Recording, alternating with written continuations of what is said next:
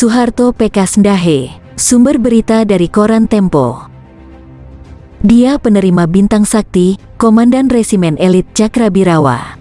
Pada tanggal 1 Oktober tahun 1965, dia menculik para jenderal TNI Angkatan Darat. Tapi bagaimana sesungguhnya peran tokoh ini masih remang-remang. Dia Letnan Kolonel Untung. Koran Tempo edisi Senin, tanggal 5 Oktober tahun 2009, menurunkan laporan lengkap tentang salah satu tokoh penting dalam lembaran hitam sejarah Indonesia ini. Begitu beredar, edisi ini memicu geger. Ia menjadi pembicaraan di jejaring sosial. Sebuah milis terkemuka juga menjadikan sampul depan koran cergas itu sebagai salah satu topik pembicaraan hari ini. Apa pemicunya? Koran Tempo menulis bahwa sejumlah saksi menuturkan gerakan tanggal 30 September tahun 1965 yang dikendalikan Untung disebut-sebut mendapat restu dari Soeharto. Menurut saksi, pada dini hari tanggal 1 Oktober tahun 1965, saat pasukan Untung bergerak menculik para petinggi Angkatan Darat, Soeharto sempat melintasi di depan kerumunan. Berarti Soeharto sudah tahu lebih dahulu tentang aksi penculikan para jenderal? Dalam bukunya, Soeharto sudah membantah kabar itu. Nah, untuk mengetahui lebih jauh mengenai misteri kisah itu, saya turunkan lagi di sini isi laporan utama Koran Tempo itu. Semoga membantu mereka yang belum kebagian edisi cetaknya. Artikel ditulis oleh Erwin Daryanto dan disunting oleh Seno Joko Suyono. Hari Selasa, penghujung tahun 1966, penjara militer Cimahi, Bandung, Jawa Barat. Dua pria saling berhadapan. Yang satu bertubuh gempal, potongan cepak berusia 39 tahun. Satunya bertubuh kurus, usia 52 tahun. Mereka adalah Letnan Kolonel Untung Syamsuri dan Subandrio, Menteri Luar Negeri Kabinet Soekarno. Suara Untung bergetar. "Pak Ban, selamat tinggal. Jangan sedih," kata Untung kepada Subandrio. Itulah perkataan Untung, sesaat sebelum dijemput petugas, seperti ditulis Subandrio dalam buku kesaksianku tentang G30S. Dalam bukunya, Subandrio menceritakan, selama di penjara, Untung yakin dirinya tidak bakal dieksekusi. Untung mengaku, G30S atas setahu Panglima Komando Strategis Angkatan Darat, Mayor Jenderal Soeharto. Keyakinan Untung bahwa ia bakal diselamatkan Soeharto adalah salah satu misteri tragedi September. Kisah pembunuhan para jenderal pada tahun 1965 adalah peristiwa yang tak habis-habisnya dikupas. Salah satu yang jarang diulas adalah spekulasi kedekatan Untung dan Soeharto. Memperingati tragedi September kali ini, Koran Tempo bermaksud menurunkan edisi khusus yang menguak kehidupan Letkol Untung. Tak banyak informasi tentang tokoh ini, bahkan dari sejarawan. Data tentang Untung sangat minim, bahkan riwayat hidupnya. Kata sejarawan Asfi Warman Adam, Tempo berhasil menemui saksi hidup yang mengenal Letkol Untung. Salah satu saksi adalah Letkol CPM Purnawirawan Soehardi. Umurnya sudah 83 tahun. Ia adalah sahabat masa kecil Untung di Solo dan bekas anggota Cakrabirawa. Untung tinggal di Solo sejak umur 10 tahun. Sebelumnya, ia tinggal di Kebumen.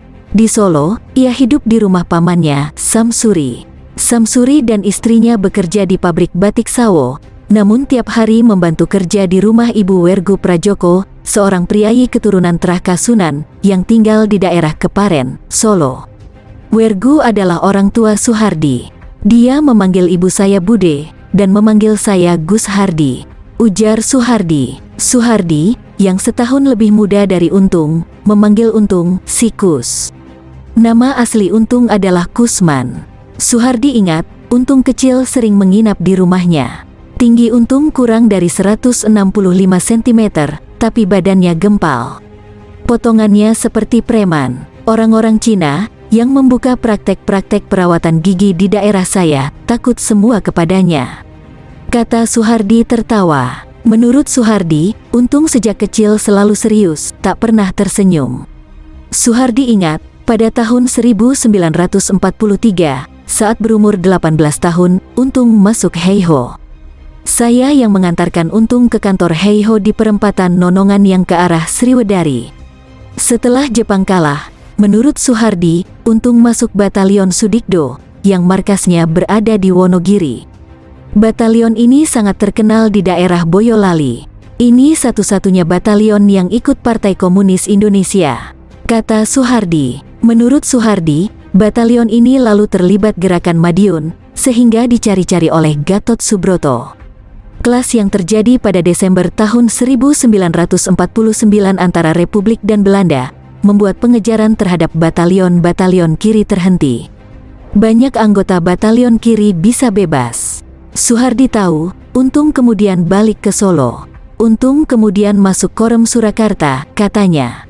Saat itu, menurut Soehardi, Komandan Korem Surakarta adalah Soeharto. Soeharto sebelumnya adalah Komandan Resimen Infanteri 14 di Semarang. Mungkin perkenalan awal Untung dan Soeharto di situ, kata Soehardi. Keterangan Soehardi menguatkan banyak tinjauan para analisis. Seperti kita ketahui, Soeharto kemudian naik menggantikan Gatot Subroto menjadi Panglima Divisi Diponegoro. Untung lalu pindah ke Divisi Diponegoro, Semarang. Banyak pengamat melihat kedekatan Soeharto dan Untung bermula di Divisi Diponegoro ini. Keterangan Soehardi menambahkan kemungkinan perkenalan mereka sejak di Solo. Hubungan Soeharto-Untung terjalin lagi saat Soeharto menjabat Panglima Kostrad mengepalai Operasi Pembebasan Irian Barat, tanggal 14 Agustus tahun 1962. Untung terlibat dalam operasi yang diberi nama Operasi Mandala itu. Saat itu Untung adalah anggota Batalion 454 Kodam Diponegoro, yang lebih dikenal dengan Banteng Rider. Di Irian, Untung memimpin kelompok kecil pasukan yang bertempur di hutan belantara Kaimana. Sebelum Operasi Mandala, Untung telah berpengalaman di bawah pimpinan Jenderal Ahmad Yani. Ia terlibat operasi penumpasan pemberontakan PRRI atau Permesta di Bukit Gombak, Batu Sangkar, Sumatera Barat, pada tahun 1958. Di Irian, Untung menunjukkan kelasnya. Bersama Beni Murdani, ia mendapatkan penghargaan Bintang Sakti dari Presiden Soekarno. Dalam sejarah Indonesia, hanya beberapa perwira yang mendapatkan penghargaan ini. Bahkan Soeharto, selaku Panglima saat itu, hanya memperoleh Bintang Dharma, setingkat di bawah Bintang Sakti. Kedua prestasi inilah yang menyebabkan Untung menjadi anak kesayangan Yani dan Soeharto. Kata Kolonel Purnawirawan Maulwi Saelan, mantan Wakil Komandan Cakrabirawa, atasan Untung di Cakrabirawa, kepada Tempo. Untung masuk menjadi anggota Cakrabirawa pada pertengahan tahun 1964. Dua kompi Banteng Rider saat itu dipilih menjadi anggota Cakrabirawa. Jabatannya sudah Letnan Kolonel saat itu. Anggota Cakrabirawa dipilih melalui seleksi ketat. Pangkostrat, yang kala itu dijabat Soeharto, yang merekomendasikan batalion mana saja yang diambil menjadi Cakrabirawa. Adalah menarik, mengapa Soeharto merekomendasikan dua kompi batalion Banteng Rider masuk Cakrabirawa. Kata Soehardi, sebab, menurut Soehardi, siapapun yang bertugas di Jawa Tengah mengetahui banyak anggota Rider saat itu yang eks-gerakan Madiun 1948. Pasti Soeharto tahu itu eks-PKI Madiun. Di Cakrabirawa, Untung menjabat Komandan Batalion 1 Kawal Kehormatan Resimen Cakrabirawa. Batalion ini berada di ring 3 pengamanan Presiden, dan tidak langsung berhubungan dengan Presiden. Maulwi, atasan Untung mengaku, tidak banyak mengenal sosok Untung. Untung, menurut dia, sosok yang tidak mudah bergaul dan pendiam. Soehardi masuk Cakrabirawa sebagai anggota detasemen pengawal khusus. Pangkatnya lebih rendah dibanding Untung. Ia Letnan II. Pernah sekali waktu mereka bertemu, ia harus menghormat kepada Untung. Soehardi ingat Untung menatapnya. Untung lalu mengucap, "Gus, kamu ada di sini." Menurut Maulwi, kedekatan Soeharto dengan Untung sudah santer tersiar di kalangan perwira Angkatan Darat pada awal tahun 1965. Para perwira heran, mengapa, misalnya, pada Februari tahun 1965, Soeharto yang Panglima Kostrad bersama istri, menghadiri pesta pernikahan Untung di desa terpencil di Kebumen, Jawa Tengah. Mengapa perhatian Soeharto terhadap Untung begitu besar? Menurut Maulwi, tidak ada satupun anggota Cakra yang datang ke Kebumen. Kami, dari Cakra, tidak ada yang hadir, kata Maulwi. Dalam bukunya, Subandrio melihat kedatangan seorang komandan dalam pesta pernikahan mantan anak buahnya adalah wajar. Namun, kehadiran Pangkostrat di desa terpencil yang saat itu transportasinya sulit adalah pertanyaan besar. Jika tak benar-benar sangat penting, tidak mungkin Soeharto bersama istrinya menghadiri pernikahan Untung. Tulis Subandrio. Hal itu diiyakan oleh Soehardi. Pasti ada hubungan intim antara Soeharto dan Untung, katanya. Dari mana Untung percaya adanya Dewan Jenderal? Dalam bukunya, Subandrio menyebut, di penjara, Untung pernah bercerita kepadanya bahwa ia pada tanggal 15 September tahun 1965 mendatangi Soeharto untuk melaporkan adanya Dewan Jenderal yang bakal melakukan coup. Untung menyampaikan rencananya menangkap mereka. Bagus kalau kamu punya rencana begitu. Sikat saja, jangan ragu-ragu. Demikian kata Soeharto seperti diucapkan Untung kepada Subandrio. Bila kita baca transkrip sidang pengadilan Untung di Mahkamah Militer Luar Biasa pada awal tahun 1966, Untung menjelaskan bahwa ia percaya adanya Dewan Jenderal karena mendengar kabar beredarnya rekaman rapat Dewan Jenderal di Gedung Akademi Hukum Militer Jakarta yang membicarakan susunan kabinet versi Dewan Jenderal. Maulwi melihat adalah hal aneh bila Untung begitu percaya adanya informasi kudeta terhadap presiden ini. Sebab, selama menjadi anggota pasukan Cakrabirawa, Untung jarang masuk ring 1 atau ring 2 pengamanan presiden. Artinya ia isu. Dalam catatan Maulwi, hanya 2 kali Untung bertemu dengan Soekarno. Pertama kali saat melapor sebagai Komandan Kawal Kehormatan, dan kedua saat Idul Fitri tahun 1964. Jadi ya, sangat aneh kalau dia justru yang paling serius menanggapi isu Dewan Jenderal. Kata Maulwi, menurut Subandrio, Soeharto memberikan dukungan kepada Untung untuk menangkap Dewan Jenderal dengan mengirim bantuan pasukan. Soeharto memberi perintah per telegram nomor T-220/9 pada tanggal 15 September tahun 1965 dan mengulanginya dengan radiogram nomor T-239/9 pada tanggal 21 September tahun 1965 kepada Yon 530 Brawijaya, Jawa Timur dan Yon 454 Banteng Rider Diponegoro, Jawa Tengah. Mereka diperintahkan datang ke Jakarta untuk defile Hari Angkatan Bersenjata pada tanggal 5 Oktober. Pasukan itu bertahap tiba di Jakarta sejak tanggal 26 September tahun 1965. Yang aneh, pasukan itu membawa peralatan siap tempur. Memang mencurigakan, seluruh pasukan itu membawa peluru tajam, kata Soehardi. Padahal, menurut Soehardi, ada aturan tegas di semua angkatan bila defile tidak menggunakan peluru tajam. Itu ada petunjuk teknisnya, ujarnya. Pasukan dengan perlengkapan siaga 1 itu kemudian bergabung dengan pasukan Kawal Kehormatan Cakrabirawa pimpinan Untung. Mereka berkumpul di dekat Monumen Nasional.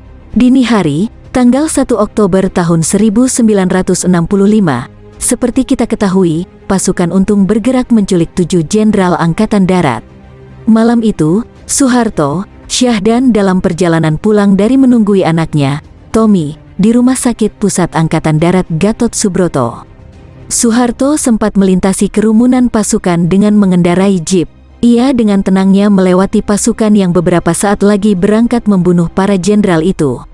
Adapun Untung, menurut Maulwi, hingga tengah malam pada tanggal 30 September tahun 1965, masih memimpin pengamanan acara Presiden Soekarno di Senayan. Maulwi masih bisa mengingat pertemuan mereka terakhir terjadi pada pukul 20.